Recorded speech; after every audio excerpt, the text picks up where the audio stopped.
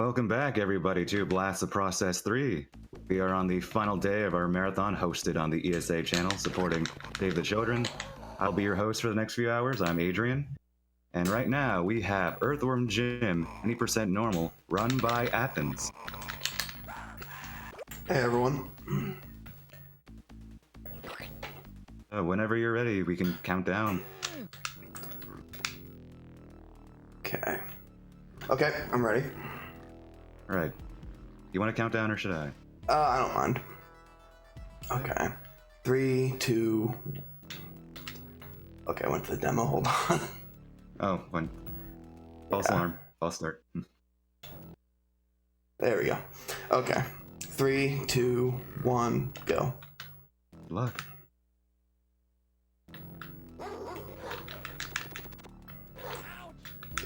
So, there's not too much going on with the run in terms of differences from just standard gameplay. There's a couple glitches that are really major, but only later on in the run.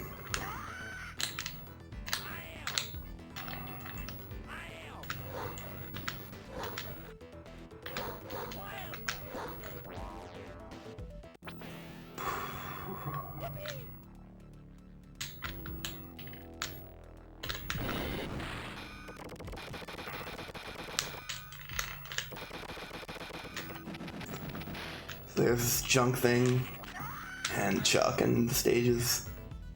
Basically all bosses. Which is interesting because it's the only stage that has that kind of setup.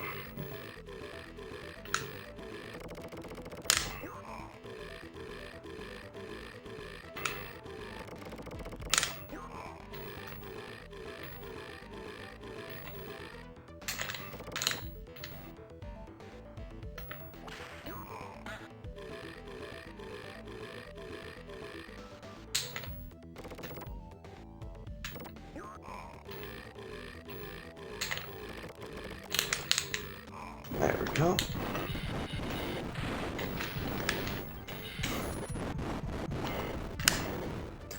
So the point of Earthworm Jim, if you haven't played it, is basically the super suit Jim's wearing fell from space onto him, and it had a note in there saying, you know, you need to go rescue the princess, and Psycrow right there was coming after him right off the bat, so he just, you know, took the pocket rocket out and took off.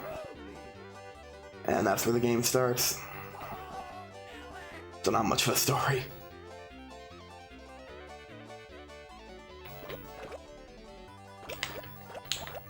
And the fuel pods, those blue orbs, a lot of people always wonder what they do. They don't give you health or anything like they look like they would. All they'll do is if you get 50 of them, you get to continue.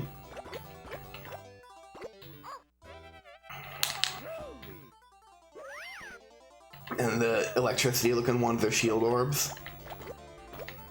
So you can do that.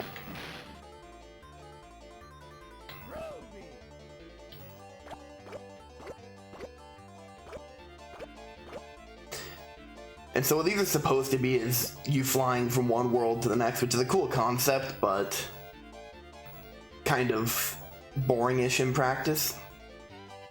And right there, because I had so many shields activated at once, it despawned that planet that's supposed to be in the bottom left. So, if you look at the other anti-asteroid stages, you'll see another planet, the planet reappear.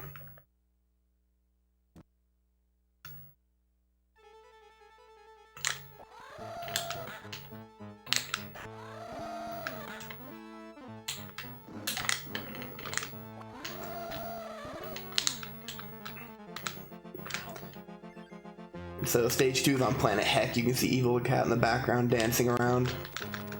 A nice homage to Night on Bald Mountain.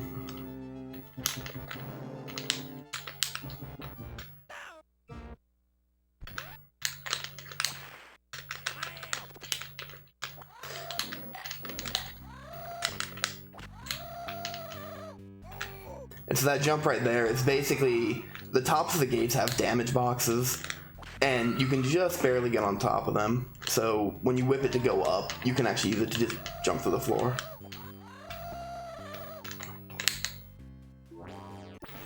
Skipping basically the entire stage. There's a snowman fight in there and all kinds of other stuff that just completely gets skipped.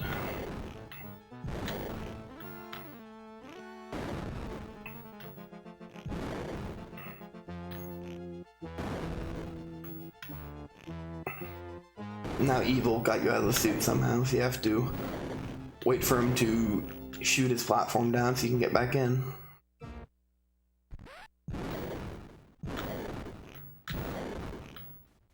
But the first couple levels are pretty straightforward up until Tube Race, which is the first real kind of roadblock for most people.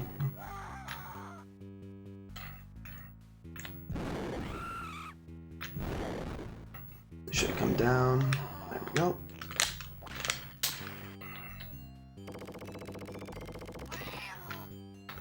And for this part, he can appear anywhere. You just have to kind of hope he appears in one area. So I just shoot in one corner, hoping to get him the instant he appears.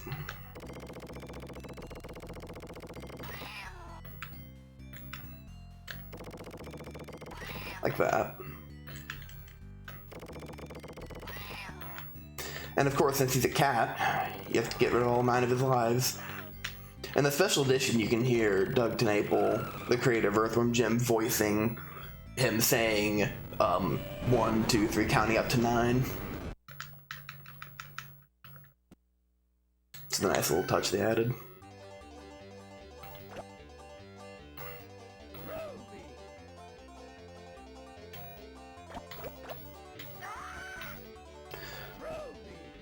So normally when you hit Psycrow, he won't fall back or anything.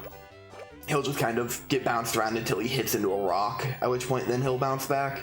But if you hit him with the shield, it just immediately bounces him back. It just, you know, knocks him back super far. So if I can't knock him into a rock right at the start, that's generally the easiest strategy to get ahead of him right off the bat.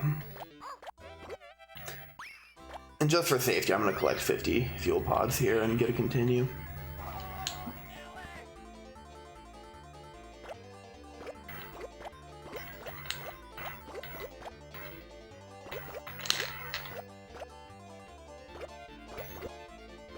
There we go.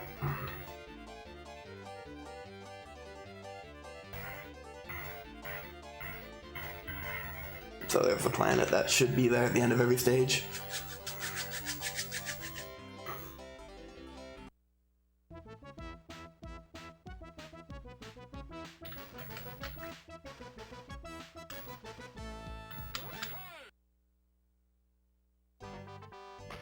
And then you want to continue.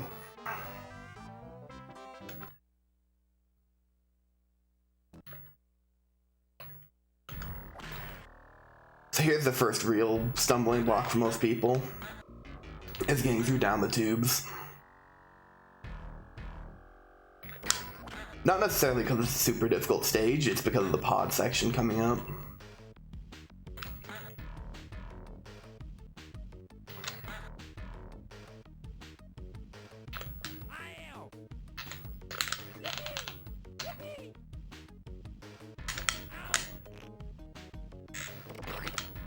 And of course, there's giant hamsters eating cats.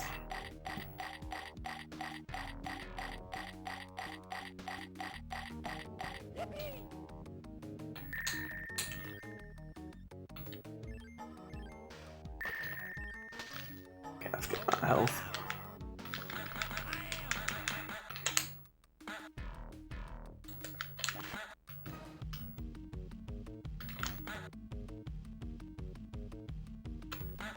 So the story of this stage is that you're in the home of Bob the Goldfish with his cat number 4, who are trying to steal the super suit.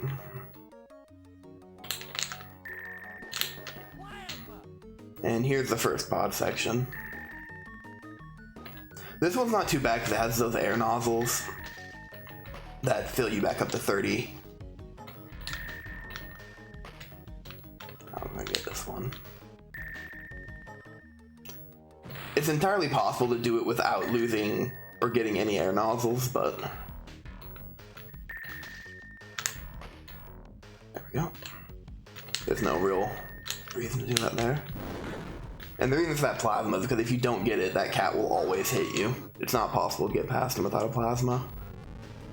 But all he'll do is he'll slam you back and forth and throw you, which he'll go up a hidden chute and get an extra life, so it's not too bad. Here's a section that will stop most people in their first playthrough.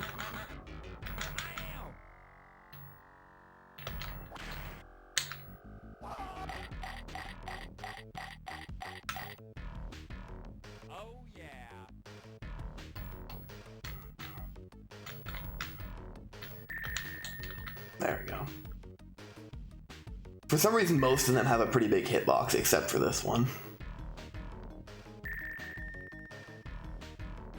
You get 99 air to just make it through the maze. There was a hidden air nozzle that most people don't know about, though. About 2/3 of the way through.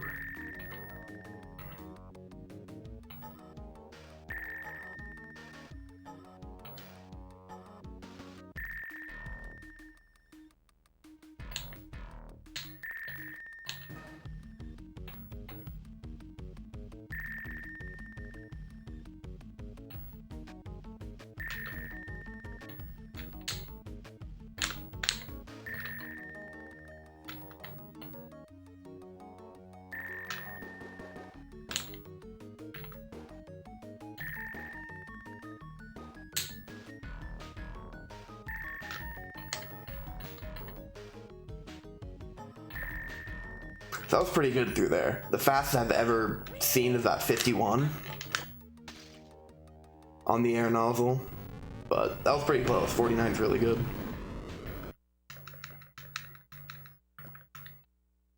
And so the next stage is like, it's the first real roadblock of the run.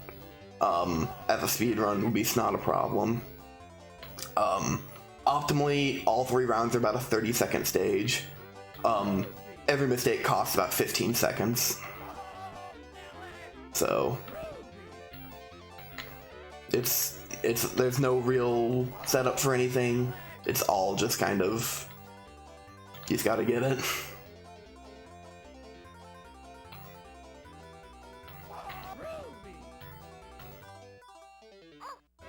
Whereas the other roadblock has at least kind of a setup, but it's a 2-frame window, so it's a trade-off.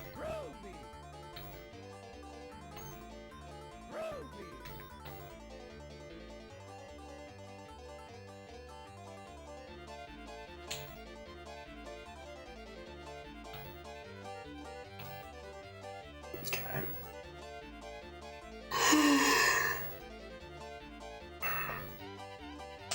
Oh yeah, the planet glitch. That's like the fun one. All kinds of fun stuff can happen when you're stacking shields and then the planet appears.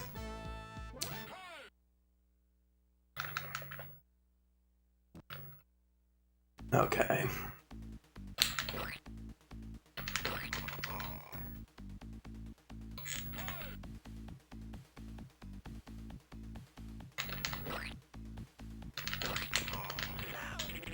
So basically what happened there was, if you're just like, you know, a frame or two too early, you'll go right through him.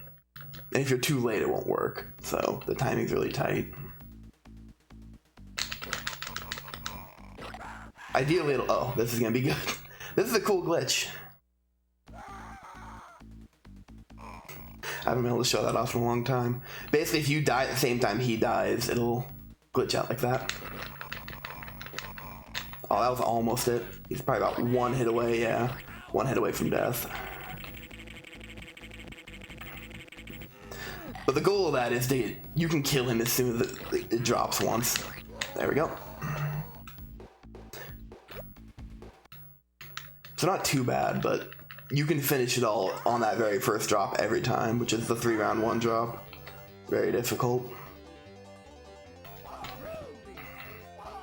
Though still altogether not too bad.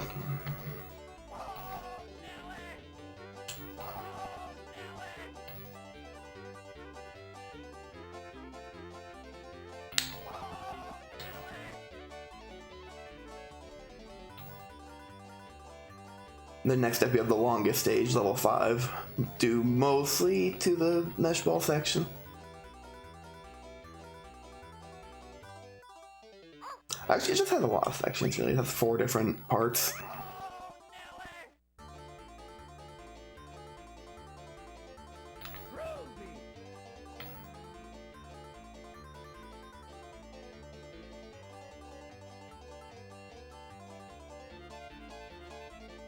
Also, you might notice on the left the danger of the stage.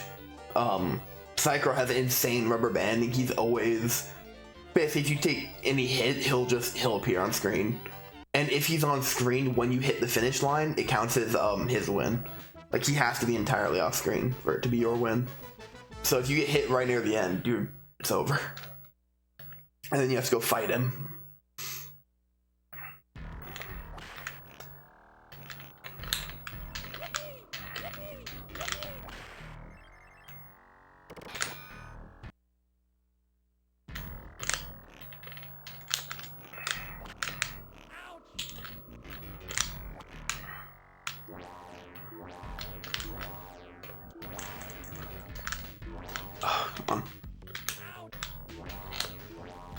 I was trying to do a thing called a whip jump there.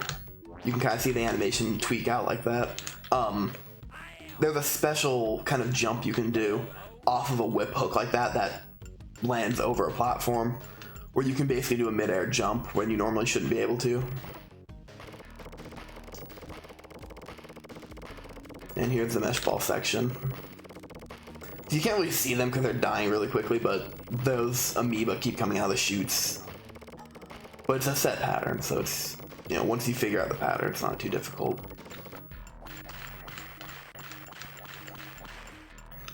And there's been lots of looking into a way to skip this, which would save probably about a minute of time, because the next stage is just right across the wall, to the right of where I hit that lever before I did the death warp back to spawn. So theoretically, you could just run over there, jump over the wall somehow, save a minute.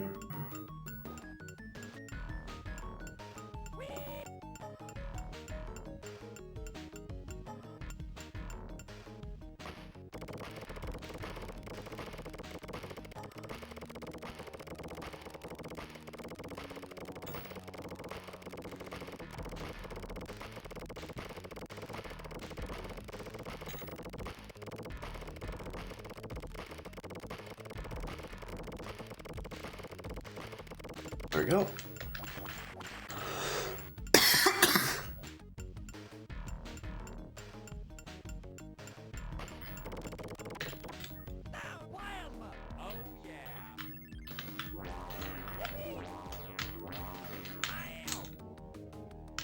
There's Professor Monkey for a head. Who has the lab that you're in?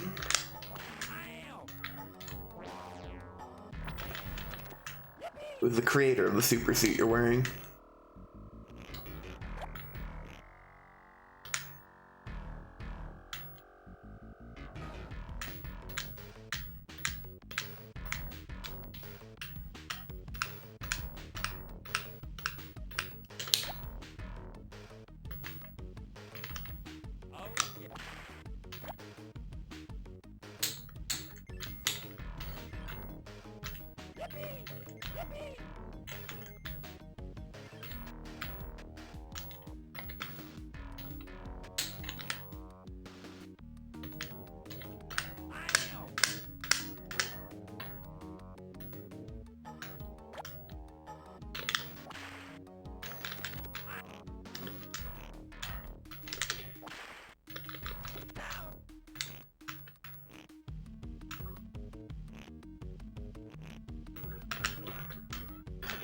There's also a nice little trick there that's pretty difficult. At the end of any rope in the game, or any of those kind of hanging chain type deals, when you get to the very end of either the left or the right of them, if you jump on the frame that you let go, you can just jump off of it. And that's the only spot in the game it can save time.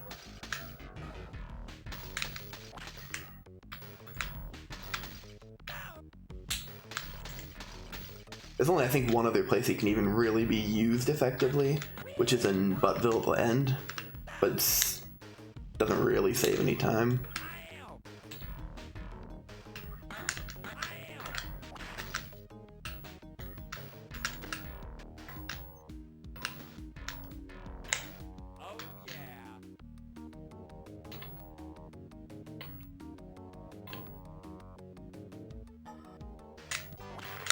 Now it's time for the chicken fight. Oh. There we go. That's the worst possible thing the chicken can do out of, I think, the 3 patterns it has.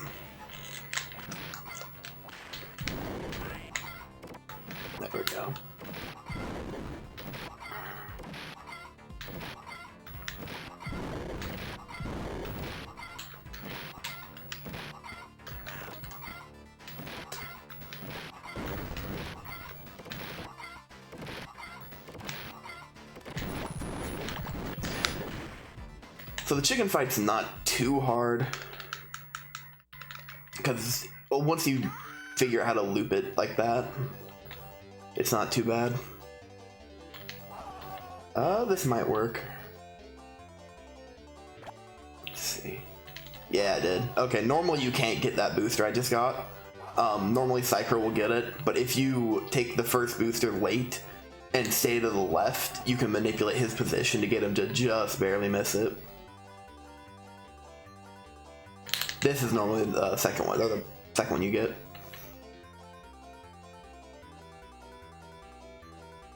No, the first one you get, yeah. It's just you get 2 extra that don't normally appear.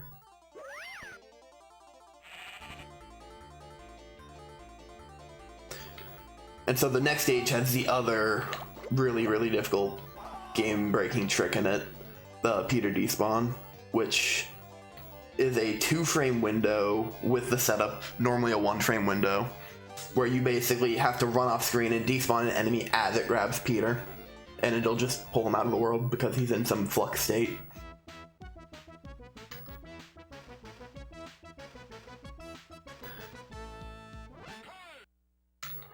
So we'll see.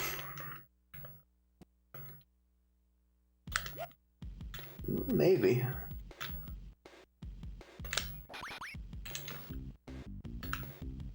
Yeah, there we go. Okay, so right now that dog you saw at the very beginning, Peter Puppy, is just, he doesn't exist. Normally when he's off screen he still is moving to the right, and you basically have to escort him through the entire stage. But right now, because that tentacle grabbed him as it got despawned, he doesn't exist in memory at all or anything anymore. You can just run straight through it, and normally you wouldn't be able to finish the stage because he has to get to the end, but for some reason they programmed a failsafe at the very, very end of it. If you walk up there, it just ends the stage.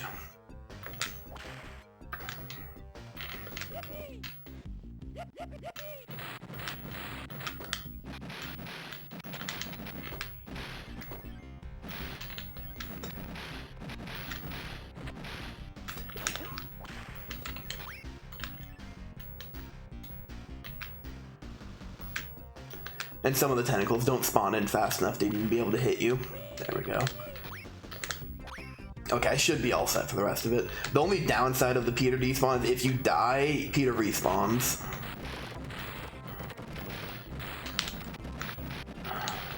There.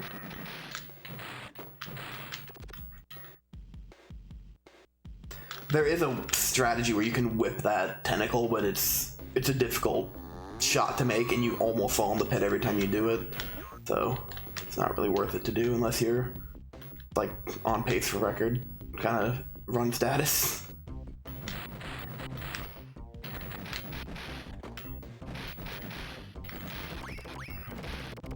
And so the reason I'm stopping here is the Meteor Shower puts so many sprites on screen that it's possible to despawn all these platforms, and if they despawn, you just basically will jump and there'll just be nothing there and it's over. So at some points you have to stop.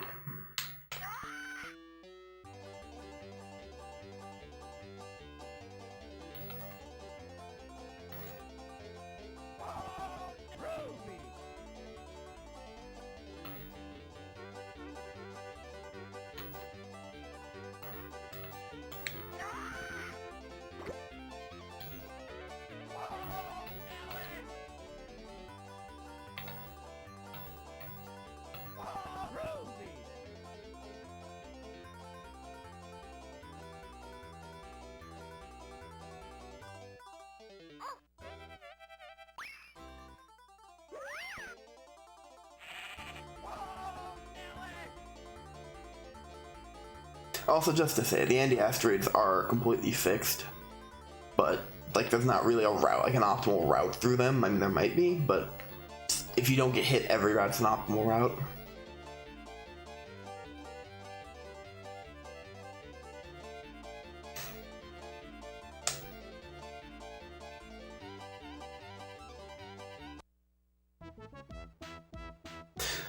there's only 2 more stages left. The next one, if you play the SNES version, you'll have never seen. Because the next level is Genesis exclusive, and it's a special edition, and one of the PC versions.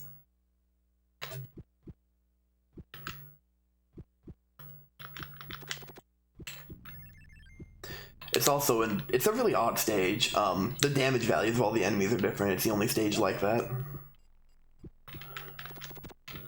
Most enemies do 13%. Like those bouncing things and the little wheel things, they all do 13%.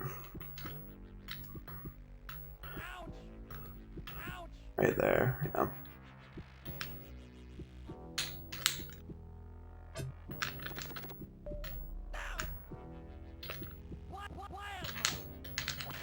There's one of the other spots in the game, the whip jump can save time, but that one's insanely dangerous to do. Because if you fail it, you fall down and have to go through about a quarter level again.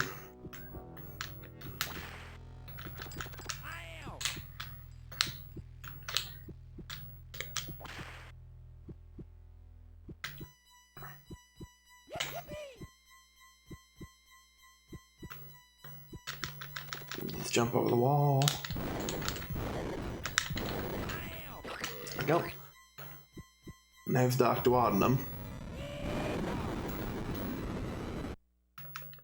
Without the plasma, he's 4 or 5 whips. Or a lot of shots. He takes a lot of hits from the gun. Whipping him speeds it up significantly, but the plasmas are the only way to go.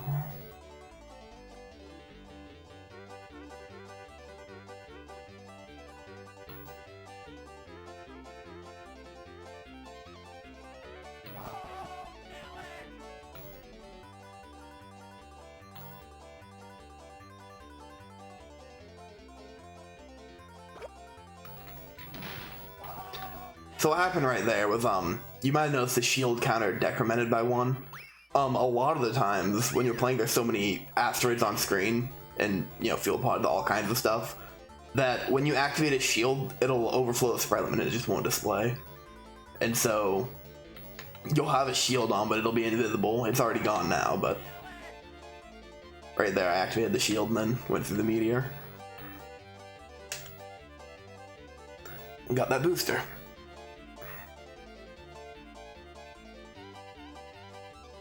So there's 2 parts to Buttville. There's the descent and then the main stage. And the descent can be quick or can be slower. Every spike in Buttville and descent does 40% damage. So I have basically 1 hit.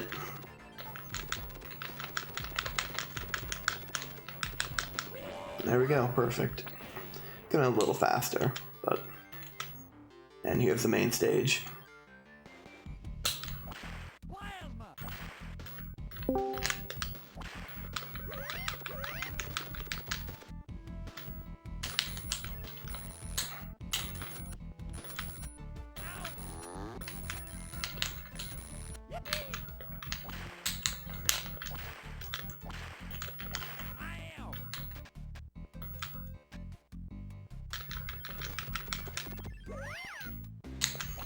So those worms are a 1-hit kill. If you go near them, they'll just bite you and cut you in half and you instantly die.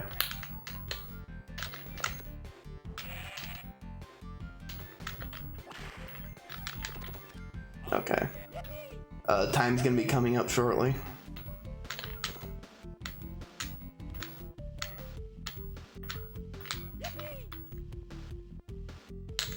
There's the butt, and all that's left now is the queen. So get ready for time. Time. GG. Okay, that was good. Mm-hmm. So the thing with the queen, this is the only version where that 1-hit kill with the whip works. Nobody knows why. SNES doesn't have it. The special edition doesn't have it. The PC doesn't have it. Only the Genesis one does. But if you hit the queen, it does 255 damage with the whip.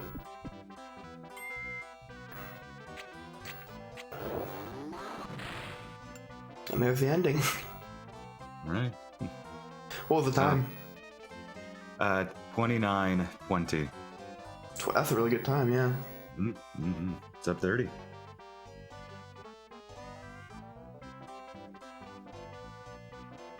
A lot of that random cow just falling.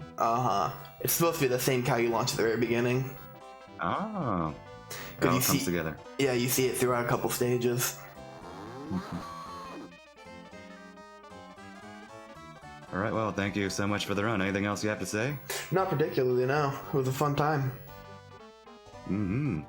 Oh. Thank you so much, Essence, for submitting the run and being on this marathon.